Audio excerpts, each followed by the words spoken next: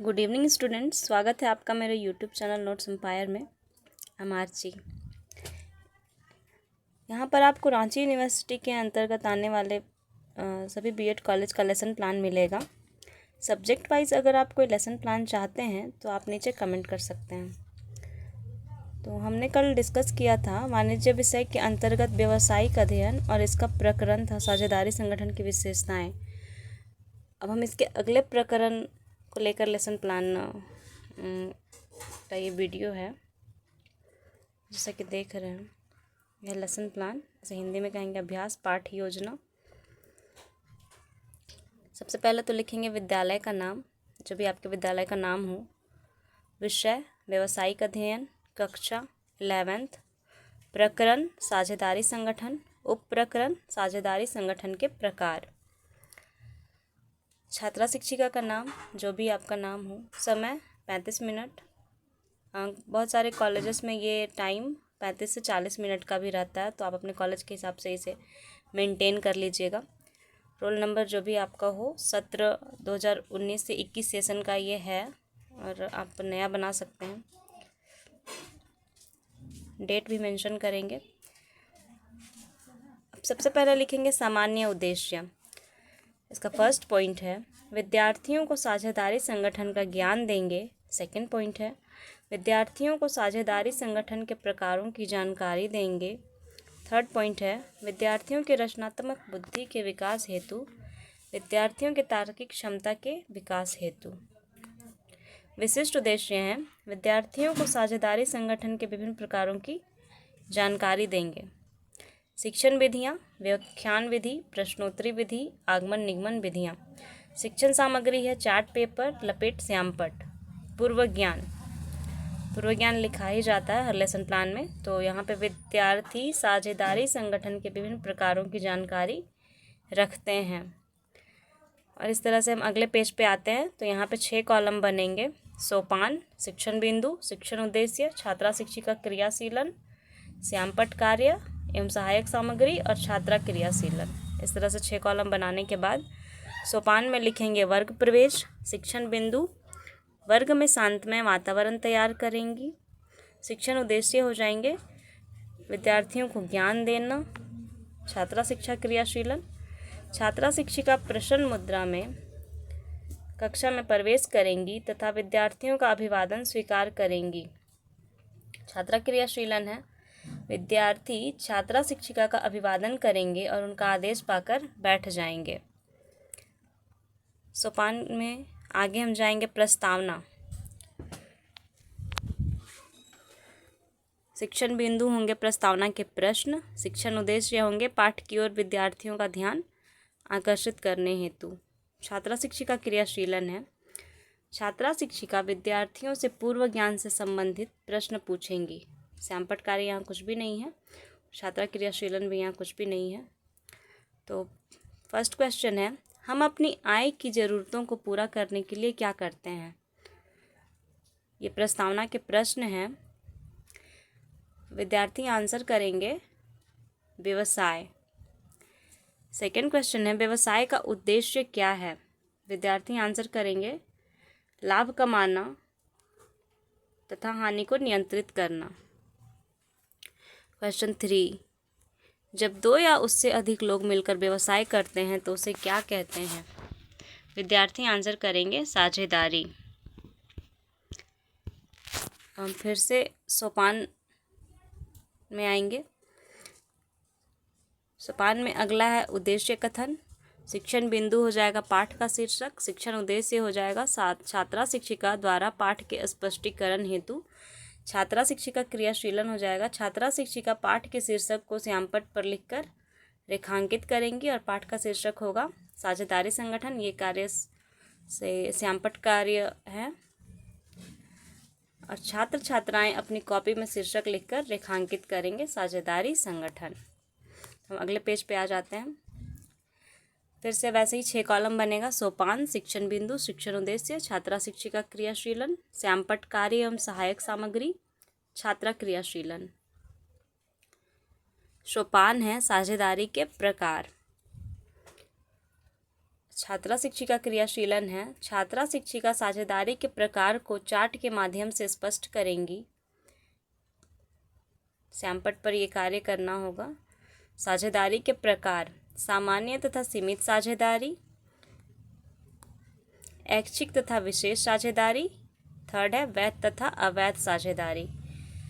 छात्रा क्रियाशीलन हो जाएगा। छात्र छात्राएं साझेदारी के प्रकार के मुख्य बिंदुओं को अपनी कॉपी में लिखेंगे। साझेदारी की प्रकृति के आधार पर उसका विभाजन निम्न प्रकार से किया जाता है। ये तीनों निम्न प्रकार दिख रहे हैं यहाँ पे, इसे आप ऐसे ही लिखेंगे। फर्स्ट पॉइंट है सामान्य तथा सीमित साझेदारी।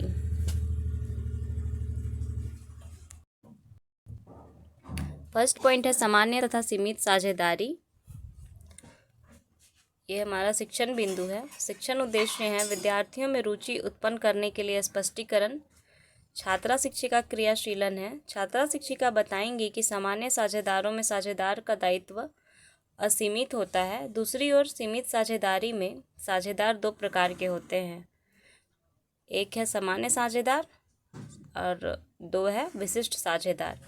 यहाँ पे श्यामपट्ट कार्य में हम इसे इस प्रकार लिख लेंगे: सामान्य साझेदार, विशिष्ट साझेदार। विद्यार्थी क्रियाशीलन होगा। विद्यार्थियों द्वारा इसे ध्यानपूर्वक सुना जाएगा। सामान्य साझेदारों का दायित्व असीमित होता है जबकि विशिष्ट साझेदारों का सीमित। सीमित साझेदारी में कम से कम एक साझेदार सामान्य अर्थात असीमित दायित्व वाला होना चाहिए। ये छात्रा शिक्षिका स्पष्ट करेंगी सामान्य साझेदार और विशिष्ट साझेदार का अर्थ। सेकंड है ऐच्छिक तथा विशेष साझेदारी। ये हमारा शिक्षण बिंदु है। शिक्षण उद्देश्य है विद्यार्थियों को जानकारी प्रदान करने हेतु। छात्रा शिक्षिका क्रियाशीलन हो जाएगा। ऐच्छिक साझेदारी अनिश्चित काल के लिए तथा कोई भी व्यवसाय करने के लिए स्थापित की जाती है, जबकि विशेष साझेदारी किसी विशेष उद्देश्य के लिए की जाती है तथा उसे पूर्व निश्चित उद्देश्य के पूरा होते ही साझेदारी समाप्त हो जाती है।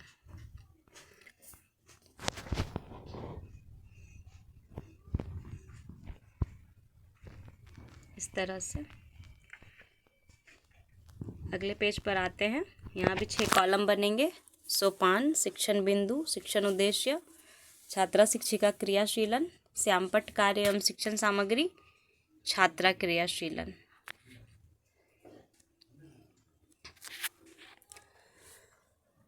थर्ड है वैध तथा अवैध साझेदारी।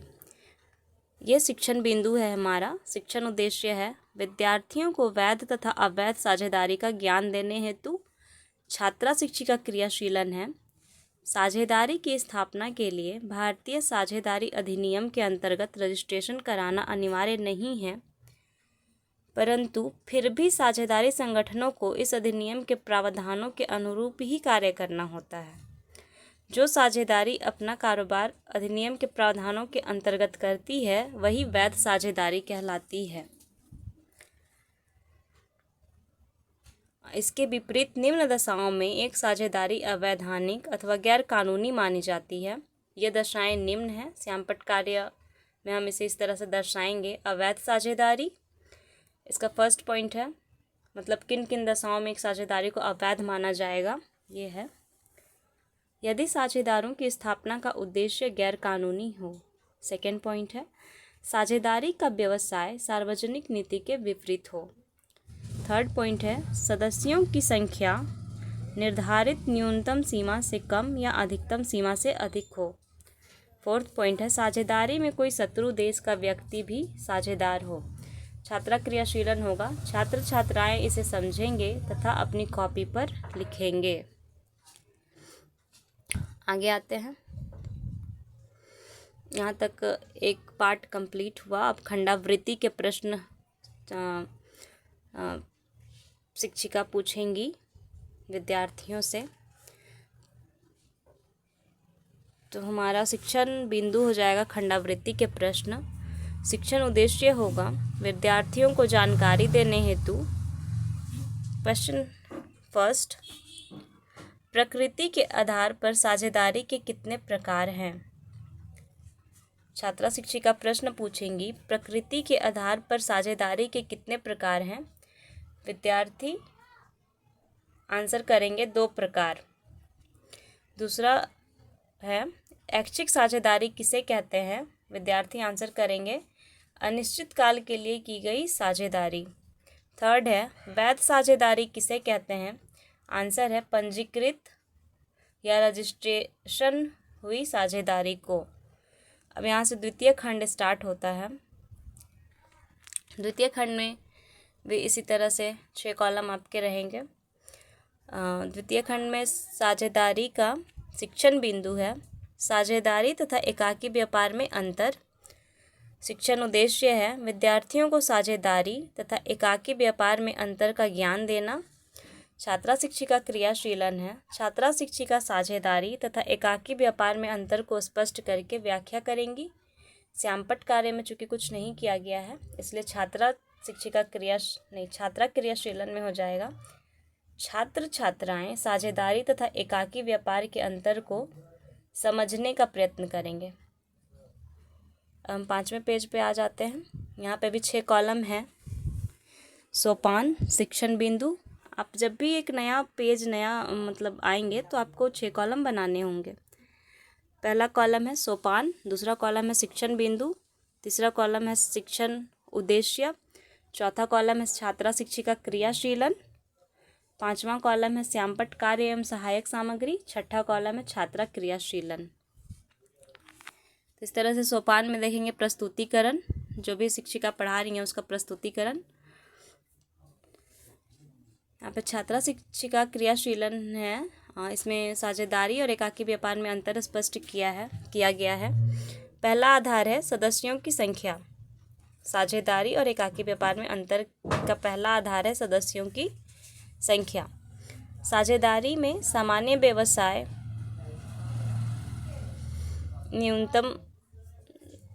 न्यूनतम संख्या 2, अधिकतम 20 और बैंकिंग व्यवसाय में न्यूनतम 2 तथा अधिकतम 10 होते हैं तथा एकाकी व्यापार का स्वामी एक ही होता है। ये बेसिक डिफरेंस है। सेकंड नंबर है ठहराव। साझेदारी में स्पष्ट अथवा गर्भित ठहराव का होना आवश्यक है, मीन्स की कॉन्ट्रैक्ट का होना, और एकाकी व्यापार में एक ही व्यक्ति के होने के कारण ठहराव करने का प्रश्न ही नहीं उठता। थर्ड है अधिनियम के आधार पे। साझेदारी व्यवसाय पर भारतीय साझेदारी अधिनियम 1932 लागू होता है और एकाकी व्यापार में इस व्यवसाय के लिए कोई अधिनियम नहीं है।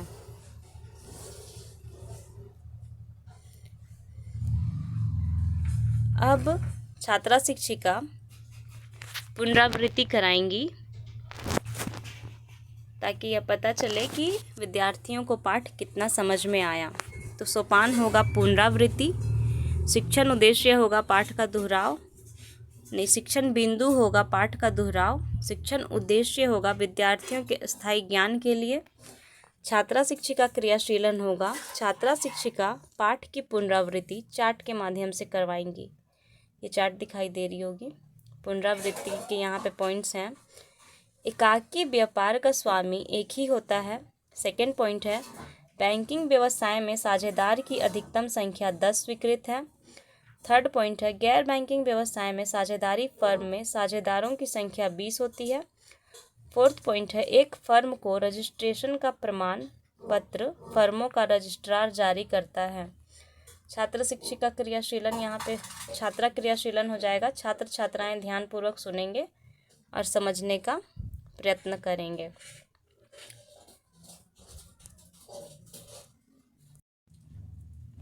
अब हम आते हैं अगले पेज पे।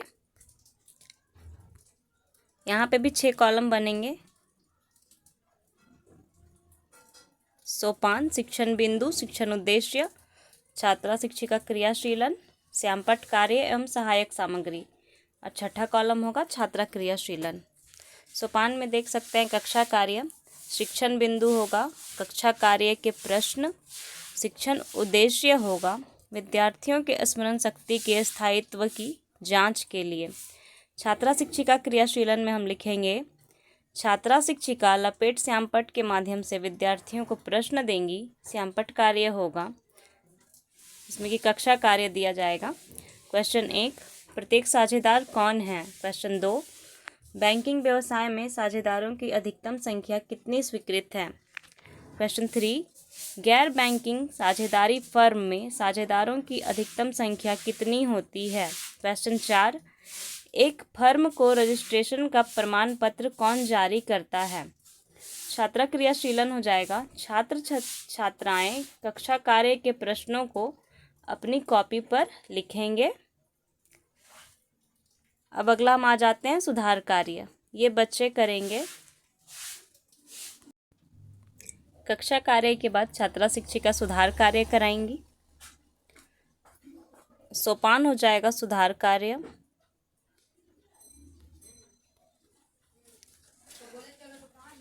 शिक्षण उद्देश्य हो जाएंगे विद्यार्थी के भविष्य में गलती न करने के लिए तथा सुधार हेतु।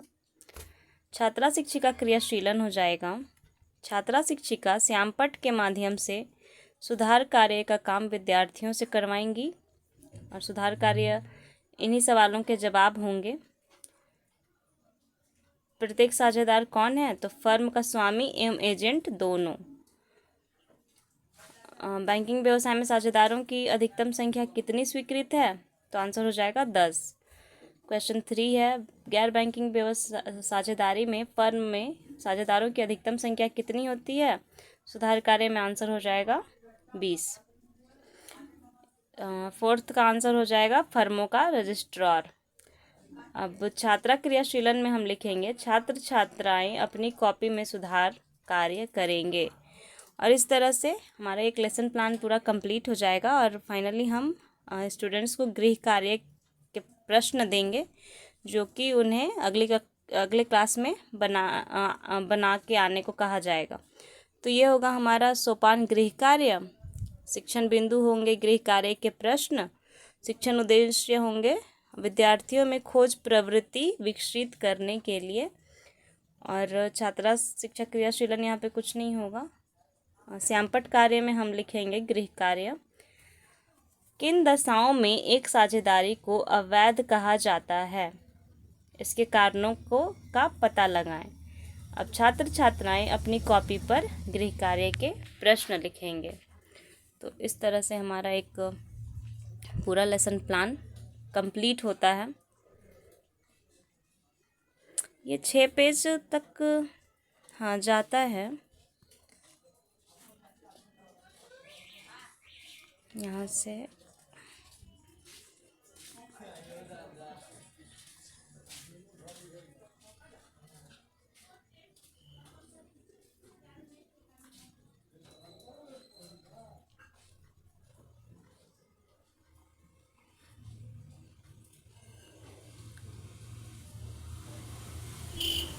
इस तरह से ये एक लेसन प्लान और कंप्लीट हुआ। अगली क्लास में हम इसके अगले प्रकरण से मिलेंगे, मतलब इसके अगले प्रकरण को मैं बताऊंगी। ठीक है, thank you, bye bye, take care.